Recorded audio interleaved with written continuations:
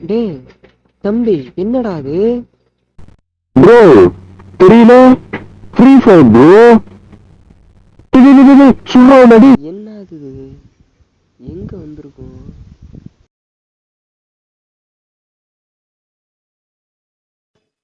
ஆமா, இங்க ஒரு பெரிய சுவர் இருந்துச்சுல, அது எங்க?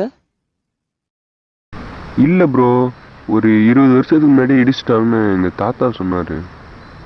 என்ன அது, இடிச்சுட்டாங்களா? ஆமா, இன்னைக்கு என்ன தேதி? 17 ஜூன் 2020. என்ன அது, 2020?